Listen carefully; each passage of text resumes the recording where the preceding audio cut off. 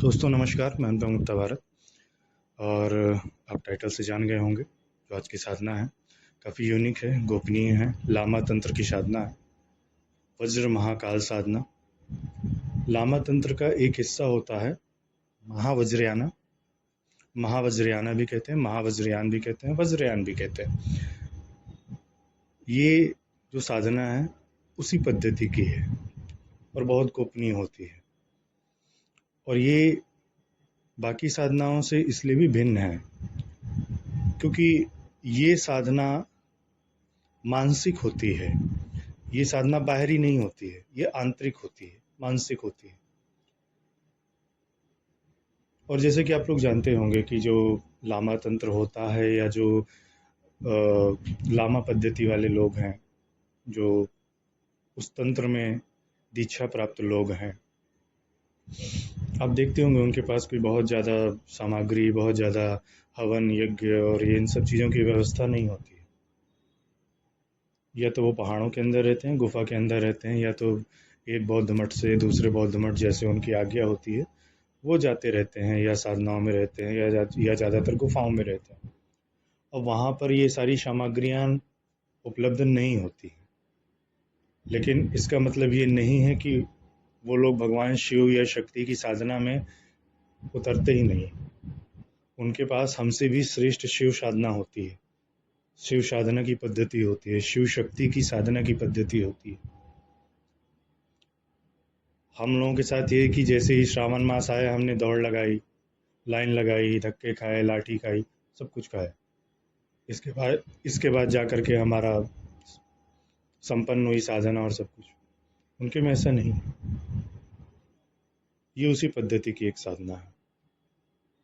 ये मैं अपने जो मेरे लामा तंत्र वाले जो शिष्य हैं, जब मैं उनको लिए था, उनको सिखाने वाला था, फिर मैंने सोचा कि जो लोग भी इंटरेस्टेड हैं उनको भी मैं ये चीज़ जो है बता दूं। तो ये जो साधना है ये मोस्टली आंतरिक साधना है, अपने अंदर शिव और शक्ति की जगा लेने की और बाहर की शिव और शक्ति से जोड़ लेने की ये साधना।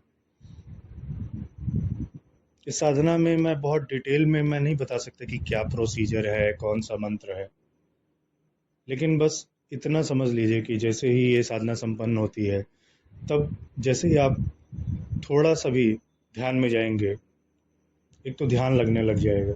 जिनको ध्यान न लगने की शिकायत है, इसमें ध्यान लगने लग जाएगा। और जैसे ही भी आप ध्यान में जाएंगे तो जो सबसे फर्स्ट अनुभूति होगी कि आपको शिव और शक्ति अपने सातों चक्रों में से किसी एक चक्र में दिखाई देंगे। या तो शिव और शक्ति दिखाई देंगे या शिव जी का एक स्वरूप दिखाई देगा, कोई भी जो भी आपके ज़्यादा अनुकूल होगा वो उसी स्वरूप में दिखेंगे। या द्वादश ज्योतिर्लिंग में जो एक सबसे आपको अट्रैक्टिंग, क्योंकि देखिए जो डिवाइन एनर्जी है वो जानती है कि आपके अनुकूल क्या चीज़ है, तो वो चीज़ आपको दिखेगी और उसे खास चक्र में दिखेगी। और ये उस चीज़ का संकेत होगा कि इस चक्र तक की आपकी साधनाएं संपन्न हो चुकी थी पिछले जीवन में, अब इस चक्र से ऊपर उठना है आपको, इसलिए आप फिर आए थे यहाँ पर या फिर आए हुए हैं यहाँ पर। और जो लोग अत्यंत उच्च कोटि वाले साधक होंगे उनको वो शिव और शक्ति की जो छवि है वो एकदम आकाश में दिखाई देगी। ध्यान लगते ही आपको एक आकाश मंडल दिखने लगेगा, अंतरिक्ष जैसे, उसमें शिव और शक्ति दिखेंगे या उनका कोई भी स्वरूप दिखेगा, या उनका एक जो भी आप स्वरूप मानते हो, लिंग स्वरूप मानते हैं, तो वो दिखेगा। तो ये इस साधना में जब सिद्धि प्राप्त होती है, ये उस सिद्धि का संकेत होता है। और इसके बाद क्या होता है कि जब भी आपको शिव जी की शक्ति की साधना में उतरना होता है, आप ध्यान में जाते हैं, वो जो मंत्र होता है वो आप मंत्र जपते हैं जो इस साधना की सिद्धि के दौरान आपको मैं समझाऊंगा, बताऊंगा। तो जब वो आप मंत्र जपेंगे, आप ध्यान में जाएंगे, इसके बाद आप मानसिक रूप से ही जो भी आपको शिव जी का स्वरूप दिख रहा हो, शिवलिंग दिख रहा हो, उस पर अगर आप बेलपत्र अर्पित करेंगे तो आपको इस पूरे धरती में मौजूद जितने भी शिवलिंग हैं उन पर बेलपत्र, एक ही समय पर बेलपत्र चढ़ाने का जो फल है वो आपको मिलेगा उसी वक्त। और ये मानसिक होगा, आपको बेलपत्र की आवश्यकता नहीं है। और ये आप अपने रूम में भी बैठे हुए, या अगर आप फ्लाइट में भी हैं तो भी आप, क्योंकि सारा काम, सारी चीज़ें अपने अंदर होनी है। आपकी आंखें बंद होंगी और सामने वाले को मालूम नहीं होगा कि आप कहाँ हैं, और आपकी साधना संपन्न होती रहेगी। और उससे फिर जो शक्ति प्राप्त होगी, जो आनंद प्राप्त होगा, जो एक शांति प्राप्त होगी, जो आशीर्वाद प्राप्त होगा, उसको शब्दों में बताना बहुत मुश्किल है। ये मेरी भी एक तरीके से देखा जाए बहुत एक गोपनीय साधना थी। मैंने ये कभी किसी को बताई नहीं, लेकिन जो मेरे लामा वाले साधक हैं, लामा तंत्र वाले साधक हैं, मैं यहाँ लामा फेरा की बात नहीं कर रहा हूँ, वो हीलिंग और वो फालतू की चीज़ें। ये लामा तंत्र है, वो हीलिंग है। तंत्र का मतलब होता है सुप्रीम चीज़, हीलिंग और टैरो कार्ड और ये सब ड्रामा नहीं है, तो इससे मत जोड़ लीजिएगा। लामा फेरा हीलिंग का इससे कोई लेना देना नहीं है, और वो बहुत, मतलब जिसे कहते हैं बहुत ही बेसिक लेवल वाले लोगों की चीज़ है वो। लोगों को लगता है लामा फेरा हीलिंग सीख लिया वो लामा बन गया, नहीं। लामा तंत्र का अभी आपको एहसास भी नहीं कि वो कितनी शक्तिशाली चीज़ है। तो इस साधना में, वज्र महाकाल साधना में, आप अपने भीतर ही, जब ये मंत्र सिद्ध हो जाएगा तब आप अपने भीतर ही ये चीज़ संपन्न करेंगे, वो मंत्र जपेंगे, और उसका आपको पूर्ण फल मिलेगा। धीरे धीरे बिल्कुल आपको एहसास होगा कि स्वयं शिव और शक्ति आपके भीतर मौजूद हो गए। फिर संसार की कोई भी ताकत, कोई भी चीज़, कोई भी भाग्य, कोई भी नवग्रह, कोई भी 27 नक्षत्र, आपका प्रारब्ध, शिव जी का जैसा एक स्वभाव होता है, वो सब हटा देते हैं, सब मिटा देते हैं। वो ब्रह्मा जी की लेखनी तक को हटा देते हैं। तो ये इस साधना के लाभ हैं। शिव जी से एक डायरेक्ट लिंक मिल जाएगा। शिव और शक्ति, बिल्कुल आपको एहसास होगा कि जहाँ जहाँ आप चल रहे हैं वहाँ वहाँ आपके साथ शिव और शक्ति भी जा रहे हैं। और इसमें मानसिक, अगर आप यज्ञ करना चाहें तो वो भी है।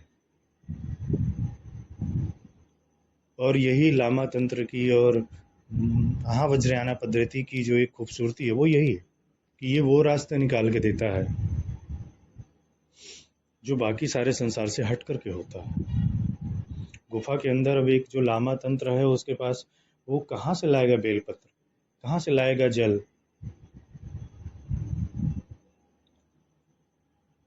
8 महीने 10 महीने तो वहाँ पर खाली वही होती रहती, बर्फबारी होती रहती। कहाँ से लाएगा अगरबत्ती, कहाँ से क्या करेगा? तो वो इसी पद्धति से शिव जी का पूजन करता है, ध्यान धारणा समाधि के जितने स्टेज होते हैं वो अपने आप को प्राप्त करता है, एक आनंदमयी स्थिति में रहता है, सब वशीभूत हो जाते हैं। इस साधना का भी वही है कि इसमें जो जितने भी देवी देवता हैं, इस साधना के अंदर वो क्षमता होती है कि वो वशीभूत हो जाए। महालक्ष्मी जी इस साधना से वशीभूत हो जाती हैं। और भी कई सारे लाभ हैं अगर भौतिक उसमें देखा जाए। वज्र जैसा आपका हो जाएगा, आपकी बॉडी जो है वज्र जैसी हो जाएगी। मतलब हर समय वो नहीं वज्र जैसी रहेगी, लेकिन जैसे ही अगर कुछ चोट लगने वाली होगी या एक्सीडेंट होने वाला हो तो उतनी देर को वो चीज़ आपकी बॉडी वज्र हो जाएगी। जहाँ पर पूरे हाथ पैर टूट जाने चाहिए थे, या बहुत हैवी खरोच आनी चाहिए थी, या बहुत ज़्यादा ब्लीडिंग होने वाली थी, वहाँ बहुत हल्के फुल्के दर्द से वो चीज़ मतलब गायब हो जाएगी। आपको भी लगेगा कि ये चीज़ कैसे हो गई। मैं जिसके साथ था उसके तो बिल्कुल हाथ पैर सर वर सब फूट गया, मुझे तो जैसा लगा कुछ भी नहीं हुआ, कपड़े ही फटे थोड़ा बहुत, और थोड़ा बहुत हल्के फुल्के स्क्रैच, इतना तो लगता ही रहता है। तो जब भी कोई संकट की स्थिति आएगी तब आपकी बॉडी वज्र बन जाएगी, वज्र जैसी मजबूत हो जाएगी। ये भौतिक लाभ है। रोग नहीं होंगे आपको, रोग होंगे तो गायब होने लगेंगे। शिव और शक्ति से रिलेटेड जितनी भी और साधनाएं हैं, जितनी भी शक्तियां हैं, वो सारी शक्तियां आपको अपने आसपास महसूस होती रहेंगी, विचरण करने लगेंगी। वो आपको मार्ग बताने लग जाएंगी कि आप उनकी भी सिद्धि प्राप्त कीजिए,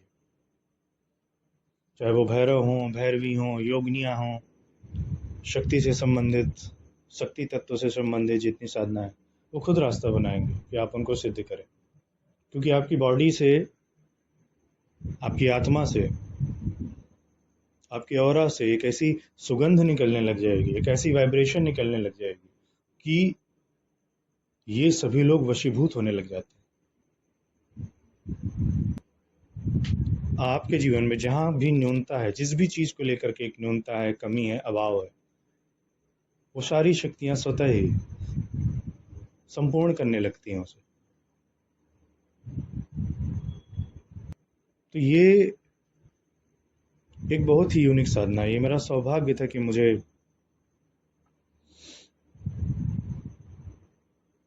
एक ऐसे समय में ये साधना प्राप्त हुई थी जब मुझे भी लग रहा था कि मेरे जीवन में शायद अभाव ही अभाव रहेगा, कभी कुछ अच्छा नहीं हो सकता, कभी चीज़ें ठीक नहीं हो सकती। और ये एक साधना मेरे लिए बहुत बड़ा एक टर्निंग पॉइंट थी। और ऐसी काफ़ी सारी साधना है। अब जो लामा तंत्र वाले हैं वो महादेव की और शक्ति की, मतलब ऐसे ही उनको साधना करते, ऐसे ही मास्टरों ने सिखाते। गुफा में कुछ नहीं होता, लेकिन अगर आप अपनी ऐसी ही आंखों से देखेंगे तब तो आपको कुछ भी नहीं दिखेगा। अगर आप तीसरे नेत्र से देखेंगे तो शिव और शक्ति और शिव और शक्ति से जुड़ी हुई या उत्पन्न हुई जितनी भी शक्तियां हैं, सब उनके आगे हाथ बांधे एकदम खड़ी रहती। मतलब काफ़ी आश्चर्य होता है, यार हम तो सारा जीवन भर बेल पत्र, दूध, दही, घी, शक्कर कर रहे थे, इतना पूजन किया, इतना हवन किया, इतना रुद्राभिषेक किया, आपके पास तो कोई सामग्री ही नहीं दिख रही है, फिर भी इतनी कृपा। तो वो ऐसे होती वज्र महाकाल से। मैं ये नहीं बोल रहा हूँ कि आपकी पद्धति ठीक नहीं है, कि आपको ज्योतिर्लिंग जाना छोड़ देना चाहिए, नहीं, ऐसा नहीं है। शक्तियाँ वहाँ भी हैं, हर चीज़ वहाँ है, सारे लाभ आपको वहाँ भी प्राप्त हों।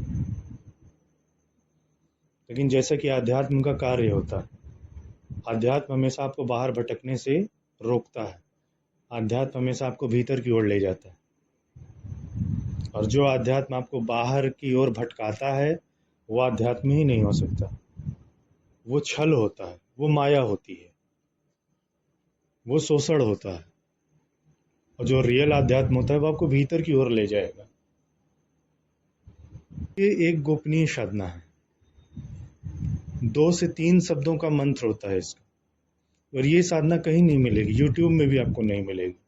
हाँ, मेरे इस ऑडियो को डालने के बाद हो सकता है कि बाकी लोग भी देने लग जाएं देखा देखी में, लेकिन ये अपने भीतर संपन्न की जाने वाली साधना है। और जो इससे ऊर्जा उत्पन्न होगी वो, अब ये है कि जो अनुभव होता है वो हर आदमी का पर्सनल अनुभव होता है। इसमें ये कि ऐसी ऊर्जा निकलेगी तो पीले रंग की ऊर्जा दिखेगी, तो सफ़ेद रंग की ऊर्जा दिखेगी, ये आपके अनुभव वाली चीज़। अब यहाँ ये मेरा समझाना कि नहीं इस रंग की ऊर्जा दिखेगी, ऐसे शिवजी दिखेंगे, ऐसे शक्ति दिखेगी, ऐसे शिवलिंग दिखेंगे, तो वो मेरा अपना अनुभव है, वो आपका अनुभव नहीं होगा। आपको अनुभव तब प्राप्त होगा जब आप उस चीज़ में उतरेंगे, तब आप दूसरे को बता सकेंगे, तब आप मुझे भी बता सकेंगे कि हाँ ये चीज़ दिख रही है। जो भी मंत्र आपके पास हैं उन मंत्रों की सिद्धि होने लगती है, आपको मंत्र प्राप्त होने लगते हैं जो आपके अनुकूल है। और ये ऐसा नहीं होगा कि सपने में मंत्र आया फिर आधा याद है आधा भूल गया, नहीं, बहुत स्पष्ट बताएंगे, शिव जी बताएंगे, शक्ति बताएंगी, या जितनी शक्तियाँ उनके साथ हैं या जो आपके अनुकूल हैं वो सब आपको बताएंगे। वो चाहे आपके नाम जप वाली शक्ति हो, यहाँ तक कि आप किसी अन्य देवी देवता की भी साधना में उतरते हैं तो शिव और शक्ति की ऊर्जा उसमें अटैच हो जाती है। तो अगर आप विष्णु जी की भी साधना में हैं, भैरव साधना में भी हैं, लक्ष्मी जी की साधना में भी हैं, या अन्य किसी इतर योनि की साधना में भी है, तो बहुत जल्दी सफलता आपको मिलती है। और जहाँ मिस्टेक हो रही होती है वो आपको गाइडलाइन भी दे देंगे। बाहर जैसे आप मास्टर ढूंढते रहते हैं ना एक, तो ये बाहर की सारी खोज को ही जो है हटा देगी, आप अपने भीतर ही वो मास्टर प्राप्त कर लेंगे। फिर आपको हर जगह हाथ जोड़ने की और हर जगह भटकने की जरूरत नहीं पड़ेगी। बहुत सारी चीज़ों का ऐसे ही ज्ञान होने लग जाएगा। पास्ट लाइफ की जो शक्तियाँ थी, जहाँ से आपने छोड़ी थी, वो आपको दोबारा प्राप्त होना शुरू हो जाएंगी, एक्टिवेट होना शुरू हो जाएंगी। पास्ट लाइफ के जो ब्लॉकेजेस हैं, जो श्राप हैं, और आत्मा में जो अभी भी श्राप हैं, वो आपके रिमूव होना शुरू हो जाएंगे। और आपको जब भी आप ध्यान में जाएंगे, तब आपको काफ़ी बार, जब इस साधना का अभ्यास हो जाएगा, तब आपको काफ़ी बार एहसास होगा कि आप खास किस्म के ज्योतिर्लिंग के पास बैठे हुए हैं। और बहुत अच्छा एक्सपीरियंस होगा वो, कि आप बिल्कुल वहीं ही बैठे हुए हैं अंदर, जहाँ पर सब कुछ चल रहा है, यज्ञ पूजन, चाहे वो द्वादश ज्योतिर्लिंग हो या जिस भी ज्योतिर्लिंग में आप मानते हैं। और इसके अलावा अगर आप किसी ऐसी जगह जाते हैं जैसे द्वादश ज्योतिर्लिंग है, सिद्ध शक्ति पीठ है, तो इस साधना की ऊर्जा की वजह से आपको काफ़ी सारे ऐसे दिव्य लोगों के भी दर्शन होंगे, जो कि वहाँ मौजूद हैं, पर आम आदमियों को नहीं दिखते हैं, पर आपको दिखाई देंगे। काफ़ी सारे ऐसे ऋषि हैं जो आते जाते रहते हैं सिद्धाश्रम से। काफ़ी सारे ऐसे साधक हैं, सिद्ध साधक हैं, महासिद्ध हैं, वो आते जाते रहते हैं, उनके आपको दर्शन हो जाएंगे, कृपा भी मिल जाएगी। किसी एक का भी आशीर्वाद अगर आपके पास आ गया, तब तो आप एकदम से लाइफ यू टर्न हो जाएगी। आप साधना के उस क्षेत्र में जाएंगे जहाँ पर जीते जी भी आपका नाम होगा, इस संसार से आने के बाद भी आपका नाम होगा। तो बहुत सारे लाभ हैं इस चीज़ के। अपने अंदर ही एक ड्राइविंग पावर मिल जाएगी। आपके जीवन रथ में स्वयं शिव और शक्ति स्थापित हो जाएंगे। जब जीवन रथ में एक बार शिव और शक्ति स्थापित हो जाते हैं, तो फिर ना वो रथ भटकता है, ना वो रथ गड्ढे में फंसता है, ना फिर सामने कोई टिक सकता है, क्योंकि फिर वो सारा युद्ध शिव और शक्ति स्वयं लड़ते हैं। रथ को जो है आगे स्पीड में ले जाना है, धीमे धीमे ले जाना है, वो सारी टेंशन उनकी हुई। और जितनी भी नकारात्मकता है, जितनी भी नकारात्मकता हो सकती है, घटित हो सकती है, उन सब से शिव और शक्ति आपको जो है निकाल लाते हैं, बचा लाते हैं। तो ये इस साधना के लाभ हैं। और साथ में एक रिक्वेस्ट भी है। रिक्वेस्ट इसलिए क्योंकि जैसा आप देख रहे होंगे संसार की जो जो एकदम स्थिति है, उस हिसाब से मेरा ये एक रिक्वेस्ट है। रिक्वेस्ट ये है कि जो भी चीज़ें हैं जल्दी जल्दी सीख लें, क्योंकि समय बहुत कठिन है आगे। आप चाहे किसी भी देश के वासी हों, कहीं भी रह रहे हो, दुनिया के किसी भी कोने में, जो अपने सीखने की प्रोसेस है, चाहे आप मुझसे सीख रहे हो या वॉट एवर आपको कोई भी मास्टर हो, तो वहाँ भी आप अपनी अर्जी लगा सकते हैं कि थोड़ा जल्दी सीखें। और जो वाकई एक एनलाइटेंड मास्टर है इस वक्त मौजूदा दौर में, वो अपने हर शिष्य को बहुत तेजी से हर चीज़ सिखा रहा है, क्योंकि जो समय आ रहा है वो, अब मैं उस विषय में कुछ कहना नहीं चाह रहा, बस इतना ही समझ लीजिए कि जो कुछ सीखना है जल्दी जल्दी सीख लीजिए, ताकि आगे किसी चीज़ को लेकर के पछतावा ना हो। अपना टाइम वेस्ट मत कीजिए। अपनी ज़िंदगी को इंस्टाग्राम की 2 मिनट रील मत बनाइए, क्योंकि बाद में थोड़े समय बाद आपको जाकर आगे एहसास होगा कि 2 मिनट भी नहीं है अब आपके पास। तो काफ़ी एक विकट स्थिति उत्पन्न हो रही है और होने भी वाली है। और उस विकट स्थिति की जो सारी एक जिसे कहते हैं ना, सारा जितना भी बैकग्राउंड था वो सब रेडी हो चुका है। जो चेतनावान है उनको एहसास हो रहा होगा, जिनकी थर्ड आई कंप्लीट एक्टिव है वो तो स्पष्ट देख सकते हैं, और जो सामान्य लोग हैं वो अभी भी, अब मुझे नहीं मालूम कहाँ उलझे हुए हैं वो लोग, लेकिन जो भी है सारी चीज़ें एक साइड में रख करके जो चीज़ें हैं जल्दी फल्दी सीख लीजिए, तब आप अपने आप को भी संभाल पाएंगे, अपनी फैमिली को भी संभाल पाएंगे, अपने जो सपने हैं उन्हें भी संभाल पाएंगे, और उन सपनों को पूरा होने का एक रास्ता भी दे पाएंगे। तो ये एक यूनिक साधना है, और जिनको साधना प्राप्त होगी वो उसके अनुभव ही अलग होते हैं। सारी चीज़ें और सारा सब कुछ मैं बस केवल एक जिसे कहते हैं कि इंस्ट्रक्शन या इंट्रोडक्शन टाइप ही दे सकता हूँ। ठीक है, बहुत ज़्यादा उस चीज़ के डीप में जाना या बहुत ज़्यादा डीप में समझाना, एक ही चीज़ को बार बार समझाना, उसका कोई मतलब नहीं है। जिसे कहते हैं ना, समझदार को इशारा ही काफ़ी होता है। जिनको ये समझ में आ गया कि आंतरिक साधना क्या होती है, आंतरिक हवन क्या होता है, ठीक है, अपने भीतर के शिव और शक्ति को जगाना क्या होता है, अपने जीवन रथ में शिव और शक्ति की स्थापना जो है क्या चीज़ होती है, वो इस चीज़ को समझ जाएंगे। बाकी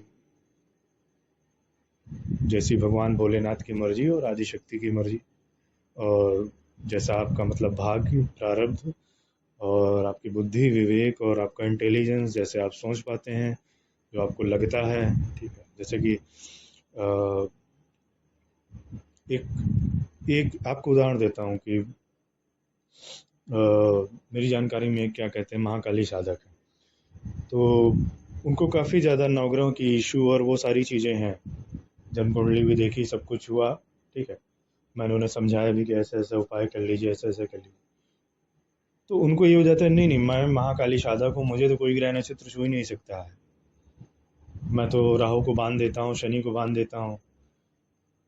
पर अगर उनकी स्थिति को देखा जाए या उनके जो ग्रह नक्षत्रों की स्थिति देखी जाए और उनकी जो सामाजिक और दैनिक जीवन वाली स्थिति देखी जाए, बहुत ज़्यादा डैमेज है, सभी 9 ग्रह डिस्टर्ब है। अब मुझे नहीं पता कौन सी महाकाली साधना में है वो, लेकिन अब मैं इस बात का खंडन भी नहीं हो सकता कि भाई महाकाली साधना से सब स्तंभित नहीं हो जाते, लेकिन वो बहुत लास्ट स्टेज होती है, जब बिल्कुल देवी महाकाली इस स्तर तक सिद्ध हो जाए कि वो आपको सामने दिखे, मतलब दिखे 24 घंटे और आपके साथ चले, तब वो स्थिति आती है कि 9 ग्रह और 27 नक्षत्र सब स्तंभित हो गए, सारे रोग शोक सब उड़ा दिए उन्होंने। लेकिन ये सिर्फ एक अहंकार वाली स्थिति कि नहीं, मैं महाकाली साधक हूँ तो शनि को मैंने बांध दिया है, तो राहु को मैंने बांध दिया है, तो ये चीज़ मेरे ऊपर काम नहीं करती है। तो जब काम नहीं हो रही तो फिर जीवन की इतनी लंका क्यों लगी हुई है भाई? साधना तुम्हारी बढ़ती जा रही है और जीवन में आग उतनी ही लगती जा रही है, तो कहाँ गलती कर रहे हो? तो इस अहंकार वाली माइंडसेट से बाहर आइए कि मैं फला का साधक हूँ, मैंने ये किया है, मैं महाकाल का ही हूँ। बोलना एक अलग चीज़ है, और अगर आप बोलते हैं तो जीवन में वो चीज़ दिखनी चाहिए कि हाँ यार, वाकई में तुम महाकाल के साधक हो, तुम्हारा जीवन एकदम बहुत स्मूथ जा रहा है, स्वयं शिव और शक्ति तुम्हारे पीछे दिखाई दे रहे हैं, तो हाँ, वहाँ पर अच्छा भी लगता है अगर कोई आदमी ये चीज़ क्लेम करता है कि हाँ मैं महाकाल साधक हूँ। और जो एक अहंकार वाली स्थिति है कि हर कोई महाकाल साधक है, हर कोई बगलामुखी साधक है, हर दूसरा व्यक्ति 10 महाविद्या साधक है, और जीवन इतना टूटा फूटा, इतना रोना धोना, लड़ाई झगड़ा, मार पीट, कोर्ट कचहरी इतनी ज़्यादा कि शंका होने लगती है कि यार 10 महाविद्याओं को सिद्धि, मतलब 10 महाविद्याओं की सिद्धि प्राप्त है कि भूतों प्रेतों की सिद्धि है प्राप्त है? ये शायद भूतों प्रेतों की भी नहीं है, क्योंकि अगर एक प्रेत भी सिद्ध हो गया ना तो वो भी आपकी लाइफ की, ठीक है, उसको बदले में खून और आत्मा और जो भी ड्रामा है उसका चलेगा, लेकिन फिर भी कम से कम थोड़ा बहुत तो जीवन, अब भाई उसको भी एक देवता मान सकते हो, बहुत पावरफुल नहीं है, लेकिन एक प्रेत भी है तो कम से कम थोड़ी सी तो स्थिति अच्छी रख देगा यार वो, 2-4 मामलों में तो आपकी लाइफ को ठीक ही रखेगा।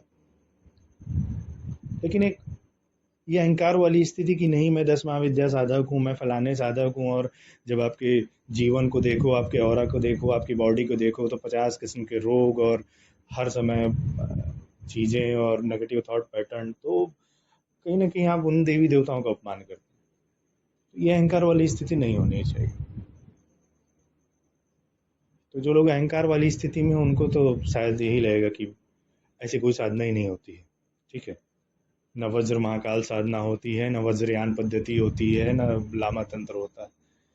और जिनके पास थोड़ा सा अहंकार वाली स्थिति, अहंकार तो सबके पास होता है, लेकिन फिर भी नॉर्मल वाला है तो भी काम चल जाएगा, तो भी आप काफ़ी कुछ प्राप्त कर लेंगे। और जो भी प्राप्त करना है थोड़ा जल्दी प्राप्त करिए, समय